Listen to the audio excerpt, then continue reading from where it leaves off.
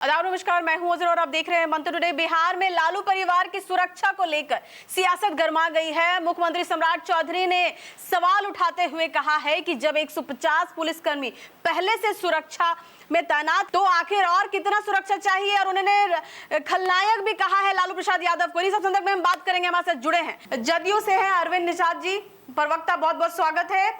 आरजू जी हैं, आरजू जी हैं, आरजू खान जी राजद से है प्रवक्ता, बहुत बहुत स्वागत है आप दोनों का हमारे स्टूडियो में। जी जी सबसे पहले सवाल रहेगा अरविंद निषाद जी से। अरविंद जी, क्या कहिएगा, खलनायक शब्द इस्तेमाल किया गया है लालू प्रसाद यादव को लेकर।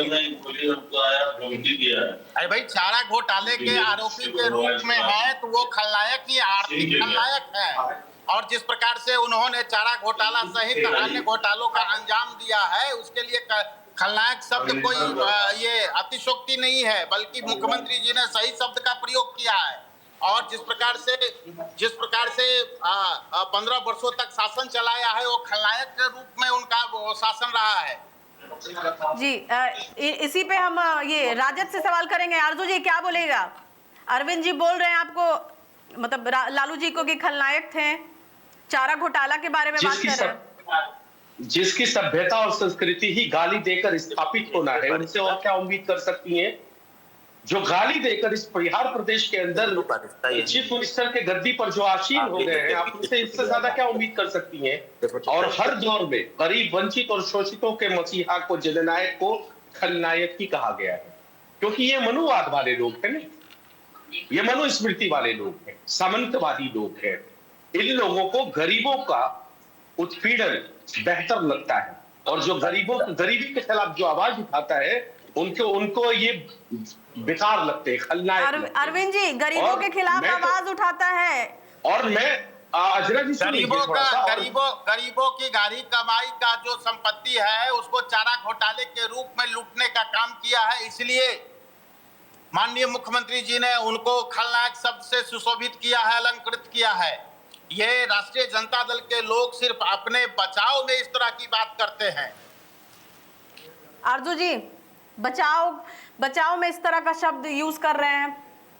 मैं कहता हूं कि क्या उनको अपने मुख्यमंत्री पद की गरिमा पता नहीं है क्या? वो बिहार प्रदेश के 14 करोड़ जनता के मुख्यमंत्री हैं। इतने नाकारा और निकम्मे और आवारा टाइप की क्यों है? उनकी भाषा शैली इतनी गिरी हुई क्यों है?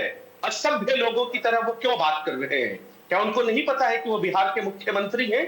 14 करोड़ बिहारियों की जरूरतें क्या है? महिलाओं के आड़ में छुपने वाली बलात्कारी पार्टी के संस्कृति के भारतीय जनता पार्टी के मुख्यमंत्री नए नवेले, जो कि इलेक्टेड नहीं है, सेलेक्टेड है। जाहिर सी बात है वो सेलेक्टेड की भेद से बाहर नहीं आए हैं।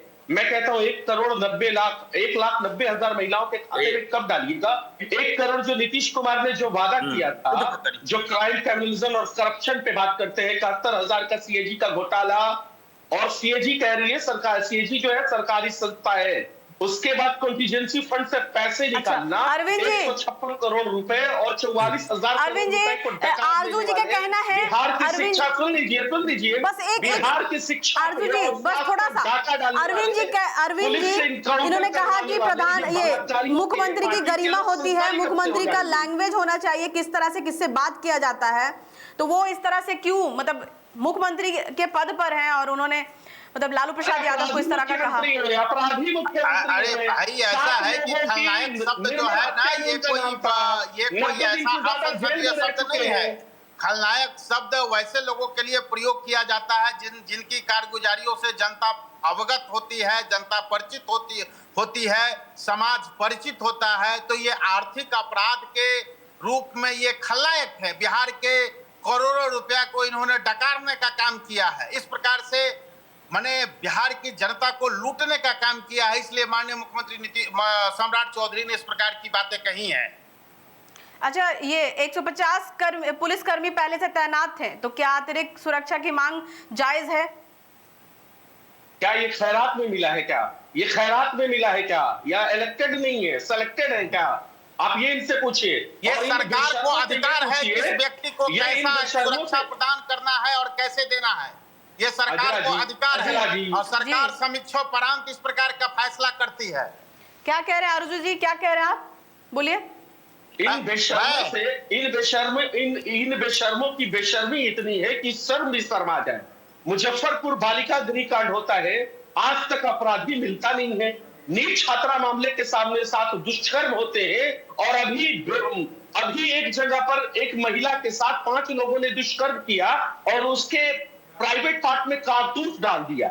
उस पर सवाल जवाब नहीं करेंगे। ये नकारा निकम्मे सृजन घोटाले वाले लोग, सीएजी के घोटाले वाले लोग, ये बातें उस पे नहीं करेंगे। अच्छा, पुलिया में करप्शन आरजू जी क्या कहेंगे? खलनायक शब्द अगर पिलाने वाले लोग, आरजू जी चूहे को शराब पिलाने वाले लोग, नहीं, जिस तरीके की सवाल आएगा वैसा जवाब मिलेगा। ये चूहे को शराब पिलाने वाले लोग, अपने भ्रष्टाचार को छिपाने वाले लोग, ये परिवारवादी लोग, ये करप्शन पे बात करेंगे। ये बलात्कारी लोग करप्शन पे बात करेंगे। बलात्कार हुआ है अभी बेगूसराय के अंदर बलात्कार हुआ, इस पे कब बातें करेंगे? इस बिहार प्रदेश के मुख्यमंत्री खलनायक थे क्या कि महिलाओं के आड़ में छुपने की बात करते हैं? महिलाओं के साथ खड़े क्यों नहीं होते? ये खलनायक थे क्या?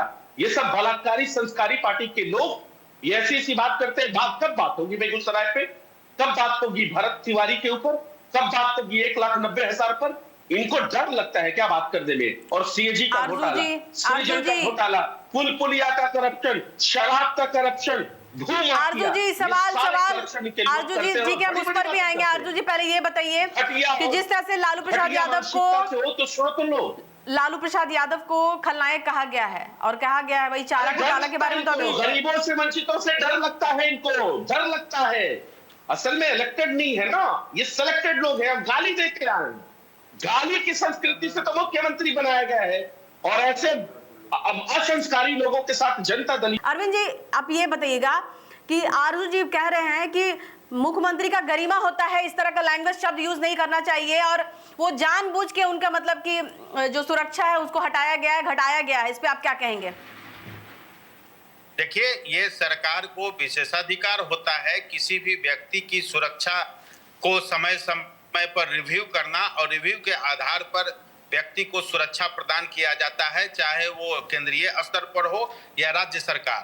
हर सरकार यह दायित्व को अच्छे तरह से निभाती है और समीक्षोपरांत राज्य सुरक्षा समिति इस प्रकार का निर्णय करती है और राज्य सुरक्षा समिति वैसे सभी व्यक्तियों का समय समय पर मूल्यांकन करती है कि उसको किस प्रकार से सुरक्षा देना है। मैं एक बात ध्यान दिलाना चाहता हूँ, लालू प्रसाद जी को एनएसजी की सुरक्षा प्राप्त था भारत सरकार की ओर से, उनके साथ ब्लैक कैट कमांडो चला करता था, लेकिन यूपीए की ही सरकार ने black cat commando Lalu ji की सुरक्षा वापस ले लिया था मनमोहन सिंह जी की सरकार ने।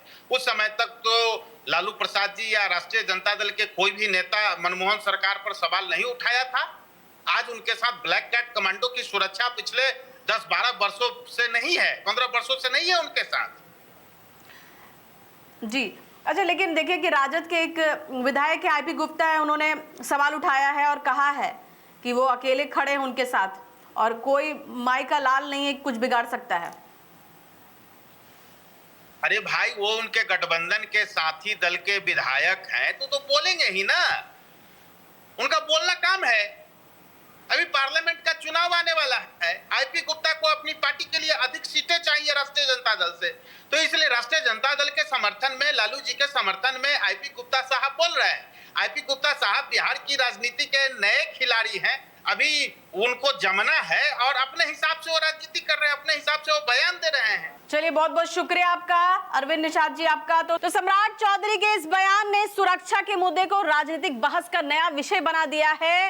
अब देखना होगा कि ये मामला सुरक्षा तक सीमित रहता है या आने वाला वक्त में क्या कुछ इस पर होता है, कितना घमासान होता है, राजनीतिक बहसबाजी तेज होती है इसको लेके। फिलहाल के इतने ही देश विदेश की ताजा खबरों को देखने के लिए देखते रहिए मंथन टुडे। अगर आपने हमारे चैनल को सब्सक्राइब नहीं किया है तो अभी करें, लाइक करें, शेयर करें, फॉलो करें और गोदी मीडिया के प्रकोप से बचना और ऐसी निष्पक्ष पत्रकारिता देखना तो देखते रहिए मंथन टुडे। शुक्रिया।